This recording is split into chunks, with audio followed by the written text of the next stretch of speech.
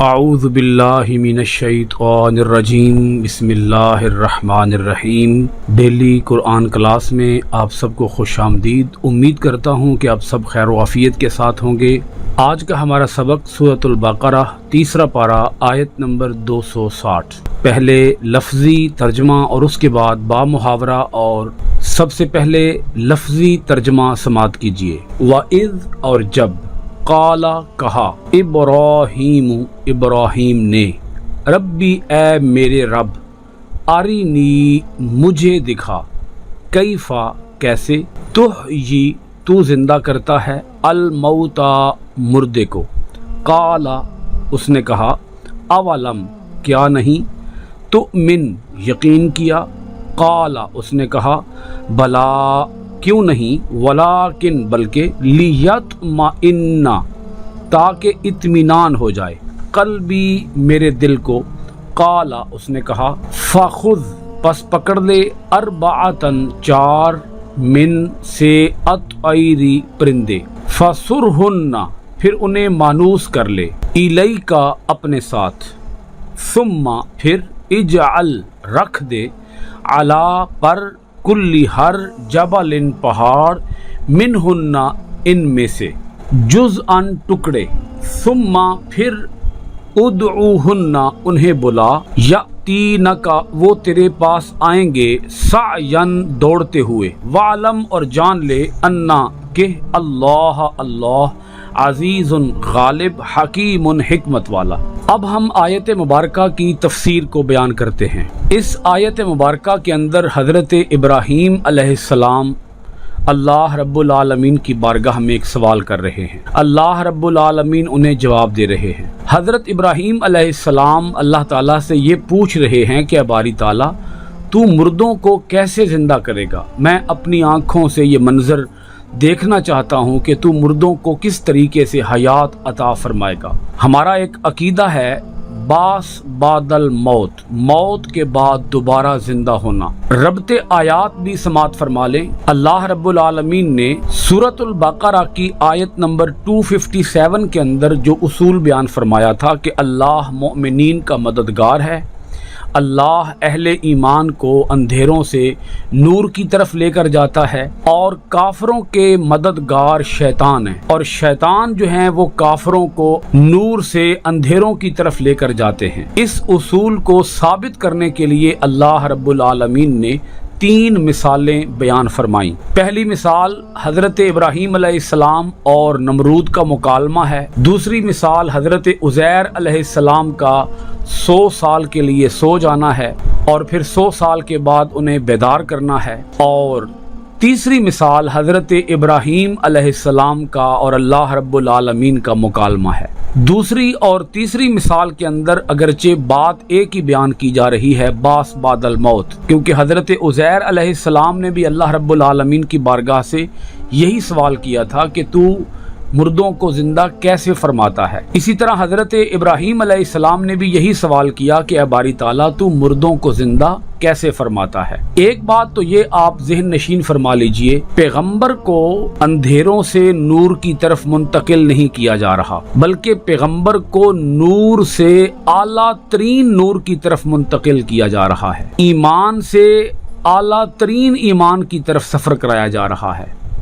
ایسا نہیں ہے کہ انبیاء جو ہیں وہ پہلے جاہل ہوتے ہیں اور اس کے بعد انہیں علم کا نور یا ہدایت کا نور عطا کیا جاتا ہے، یا پہلے وہ ہدایت یافتہ نہیں ہوتے اور بعد ازاں انہیں ہدایت یافتہ کیا جاتا ہے۔ ہرگز ایسا نہیں ہے، بلکہ اللہ رب العالمین کی بارگاہ سے وہ علم الیقین سے عین الیقین کی طرف سفر کرتے ہیں۔ حضرت عزیر علیہ السلام کا سوال بھی اسی نوعیت کا تھا، اور حضرت ابراہیم علیہ السلام کا سوال بھی بالکل اسی نوعیت کا ہے۔ آپ اگر اس سوال کے اندر ہی غور کریں تو لفظ ہے کیفا تحیی الموتا، کہ تو مردوں کو کیسے زندہ کرے گا۔ کیفا کا لفظ جو ہے یا ہماری اردو زبان کے اعتبار سے کیسے کا جو لفظ ہے، کیسے کا لفظ اس لیے نہیں آتا کہ کسی چیز کا انکار کیا جا رہا ہے، بلکہ کیسے کا لفظ یا عربی کے اندر کیفا کا لفظ اس چیز کے لیے آتا ہے جس پر پہلے سے یقین ہو، صرف اس چیز کی حالت دریافت کرنے کے لیے جس کے موجود ہونے کا پہلے سے یقین ہوتا ہے،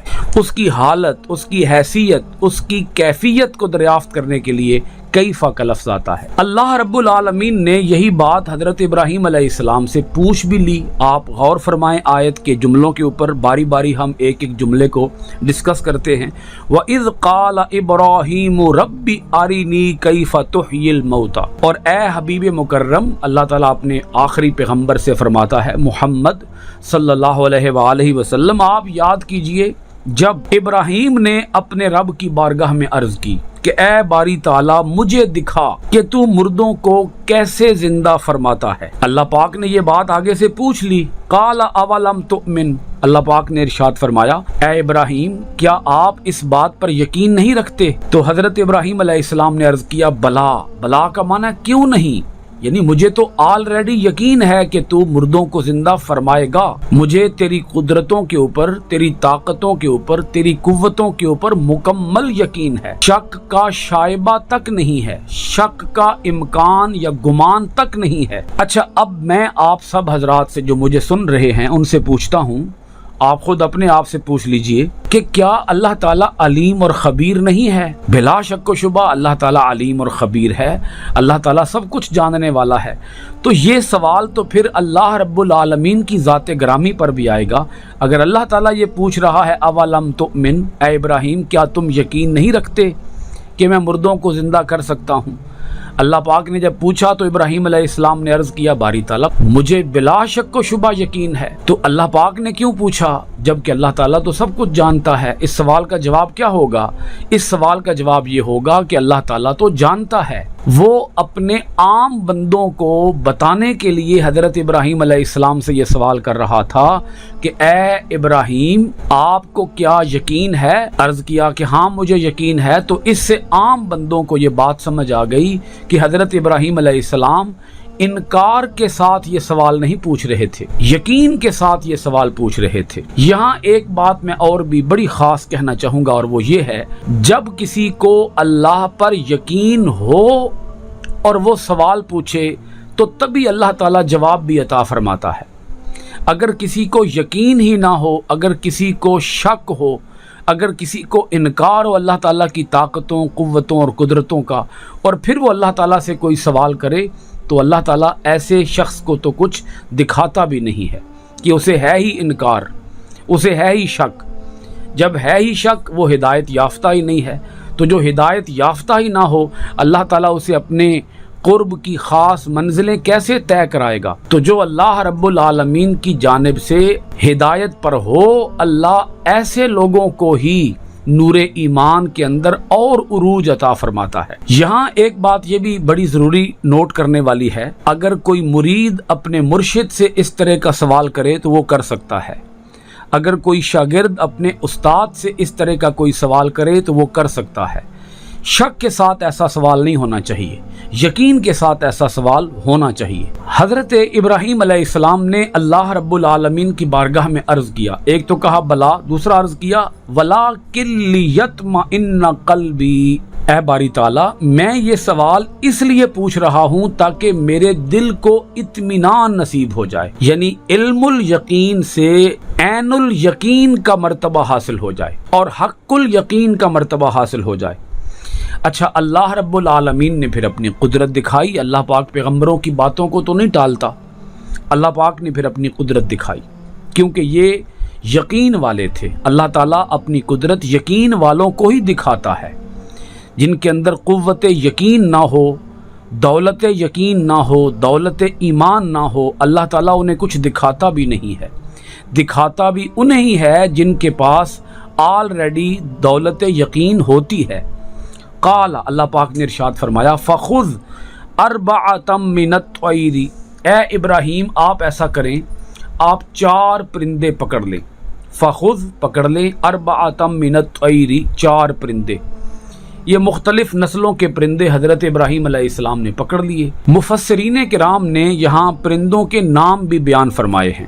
ان پرندوں کے نام میں آپ کے سامنے اس لیے بیان نہیں کر رہا کہ अल्लाह रब्बुल आलमीन ने जब परिंदों के नाम बयान नहीं फरमाए तो हमें भी इस उलझन में मुब्तला नहीं होना चाहिए, इस मखमसे के अंदर मुब्तला नहीं होना चाहिए कि वो परिंदे कौन कौन से थे। क्योंकि अल्लाह रब्बुल आलमीन जब भी वाक़यात को बयान फरमाता है तो उसके अंदर जो हिदायत के पहलू होते हैं अल्लाह पाक उन्हें उजागर फरमा देता है। जिनका ताल्लुक़ हिदायत के साथ नहीं होता अल्लाह पाक ऐसी बातों को बयान ही नहीं फरमाता, वो नाकाबिल बयान बातें हैं। तो जो नाकाबिल बयान बातें हैं हमें भी उनकी तरफ अपनी तवज्जो मबजूल करने की ज़रूरत नहीं है। अरबाअतम मिनत तैरी, 4 परिंदे, फसुरहुन्ना इलैका, फिर आप उन परिंदों को अपने साथ मानूस कर लें। हज़रत इब्राहीम अलैहिस्सलाम ने वो 4 परिंदे पकड़े, उन्हें अपने साथ मानूस किया, उनकी अपने साथ अटैचमेंट बनाई, वाबस्तगी बनाई, उन्स बनाया, प्यार बनाया। अच्छा, ये प्यार क्यों बनाया? इसलिए बनाया कि जब हज़रत इब्राहीम अलैहिस्सलाम उन्हें अपनी तरफ बुलाएंगे तो वो आपकी आवाज़ सुनकर आपकी तरफ दौड़ते हुए आएंगे, क्योंकि वो पहले से हज़रत इब्राहीम अलैहिस्सलाम की आवाज़ से मानूस होंगे तो आपकी आवाज़ पर दौड़ते हुए आएंगे। यहाँ भी एक पहलू इंतहाई तवज्जो तलब है, और वो ये है कि उस्ताद और शागिर्द का जो ताल्लुक़ है ये भी उन्स की बुनियाद पर होना चाहिए, मुवानसत की बुनियाद पर होना चाहिए। क्योंकि अगर एक उस्ताद और शागिर्द के माबैन मुवानसत का ताल्लुक़ ना हो, कल्बी उन्स ना हो, तो उस सूरत में शागिर्द अपने उस्ताद से कुछ भी सीख नहीं सकता। जो लोग परिंदों को रखते हैं और परिंदों को सिखाते हैं, अपनी बोलियां सिखाते हैं, अपनी आवाज़ें सिखाते हैं, या परिंदों को मुख्तलिफ तरह के काम काज सिखाते हैं, वो उन परिंदों के साथ उन्स बनाते हैं, उनका खौफ, उनका डर वो दूर करते हैं। परिंदा अपने उस मालिक से खौफ महसूस करेगा तो वो उससे कुछ सीख नहीं पाएगा। शागिर्द भी उस्ताद से उसी वक्त कुछ सीख सकता है जब उसके जहन और दिमाग के अंदर खौफ दूर हो जाए, क्योंकि खौफ इंसान की सलाहियतों का दुश्मन है। जब खौफ आएगा तो कुछ सीखना मुमकिन नहीं रहेगा। खौफ नहीं होना चाहिए, उन्स होना चाहिए, मुवानसत होनी चाहिए। फसुरहुन्ना इलैका, आप उन्हें अपने साथ मनूस कर लीजिए।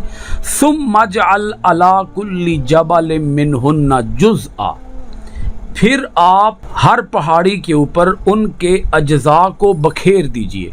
इजाल रख दीजिए, बखेर दीजिए।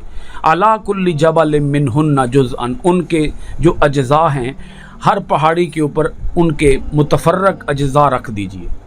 हज़रत इब्राहीम अलैहिस्सलाम ने 4 परिंदे पकड़े, उन्हें मानूस किया, मानूस करने के बाद उन्हें ज़िबा किया, ज़िबा करने के बाद उनकी बोटियां बनाई, उनके पर अलग अलग कर दिए, उनको काट दिया, उनके टुकड़े टुकड़े कर दिए, उन परिंदों की बोटी बोटी कर दी और ये मिक्सअप कर दिया।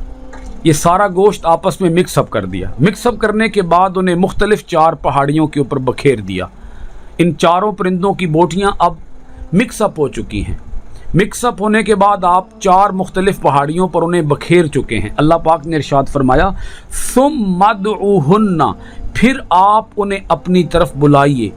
यातीनका सअया, तो ये दौड़ते हुए आपके पास आ जाएंगे। अब जब परिंदे काटे जा चुके हैं, उनकी बोटी बोटी की जा चुकी है, उनके परों को अलग अलग किया जा चुका है, उनके तमाम जिस्म के आज़ा को, पार्ट्स ऑफ बॉडीज़ को अलग अलग करके 4 मुख्तलिफ पहाड़ियों पर रख दिया गया है, तो अल्लाह पाक इरशाद फरमाता है कि आप अपनी आंखों से ये मंजर देखिए कि मैं मुर्दों को कैसे ज़िंदा करता हूँ, मैं मुर्दों को कैसे हयात बख्शता हूँ। बुलाएंगे आप, आपकी आवाज़ पर वो दौड़ते हुए आएंगे।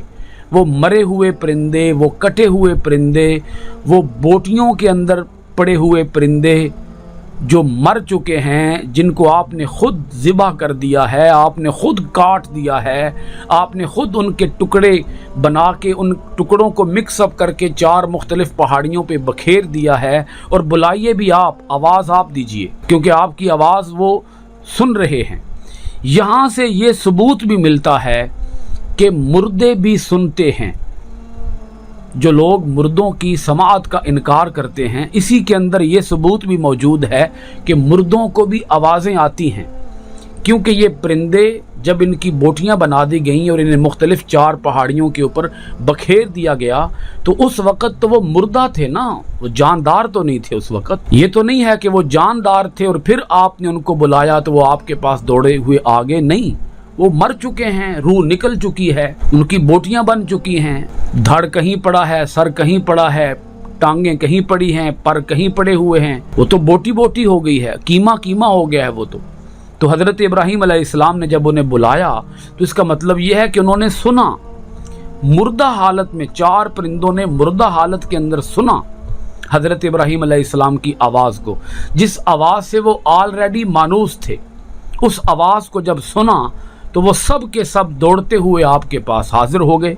वअलम, जान ले, अन्नल्लाह अज़ीज़ुन हकीम, कि बेशक अल्लाह गालिब है और बड़ी हिकमतों वाला है। ये उस उसूल की तीसरी मिसाल थी जो अल्लाह पाक ने उसूल बयान फरमाया कि अल्लाह पाक मोमिनीन का मददगार है और वो उन्हें जुल्मतों से नूर की तरफ मुंतकिल फरमाता है। तो ये अहले ईमान की बात है। अहले ईमान को अल्लाह ताला जुल्मतों से नूर की तरफ मुंतकिल फरमाता है। लेकिन जब बात अंबिया की आएगी तो हम हरगिज़ ये नहीं सोचेंगे कि अल्लाह ताला उन्हें जुल्मतों से नूर की तरफ मुंतकिल फरमाता है, बल्कि हम अपने जहन के अंदर यकीन और ईमान ये रखेंगे कि अल्लाह ताला उन्हें नूर से आला तरीन नूर की तरफ मुंतकिल फरमाता है, क्योंकि वो नूरुन अला नूर तो पहले से ही होते हैं। बस सिर्फ ये होता है कि अल्लाह ताला उनके नूर के अंदर और इजाफा फरमाता है, ऐसी मिसालें दिखाकर। ये मिसालें कुरान मजीद के अंदर बयान फरमा दी गई। तो हमारा बहसीयत मोमिन इसके ऊपर पुख्ता ईमान होना चाहिए कि अल्लाह रब्बुल आलमीन सब इंसानों को मारने के बाद दोबारा इसी तरह से ज़िंदा फरमाएगा। हज़रत इसराफील अलैहिस्सलाम सूर के अंदर फूंकेंगे, 2 बार फूंकेंगे वो।